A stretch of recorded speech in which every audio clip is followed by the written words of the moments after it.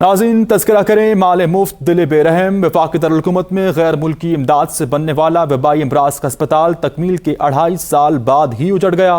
وزارت صحت کو پرواہ نہ ہی مریضوں کا کوئی خیال، کرتا دھرتاؤں نے ڈاکٹر سمیت بیشتر عملہ بھی فارغ کر دیا۔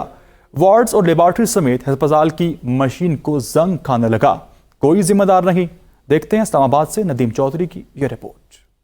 وفاقی حکومت کی جانب سے اسلام آباد چک شہزاد میں وبائی امراض سے نمٹنے کے لیے 250 بیڈ پر مشتمل ہسپتال تعمیر کیا گیا۔ گزشتہ دور حکومت میں کورونا وبا کے دوران جولائی 2020 کو ہسپتال کا افتتاح کیا گیا، جس کی تعمیر پر $40 لاکھ لاگت آئی۔ پہلے 6 ماہ کے لیے 219 ملین روپے مختص کر کے اس ہسپتال کا ٹھیکہ ایک NGO بن قطب کے حوالے کیا گیا۔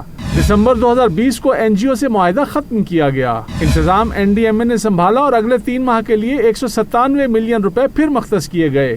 1 جنوری 2021 کو وزارت صحت نے ہسپتال کا چارج سنبھالا اور ہسپتال میں ڈاکٹرز، نرسوں سمیت عملہ بھی تعینات کیا گیا۔ 1 جنوری 2022 کو ہسپتال پیمز کے حوالے کر دیا گیا۔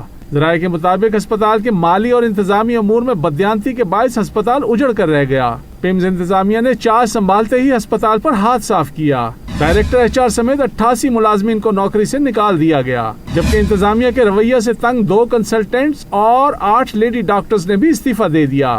موجودہ حالات میں ہسپتال کا محدود عملہ موجود ہے، جبکہ صرف آؤٹ ڈور اور ایمرجنسی کی سہولیات موجود ہیں۔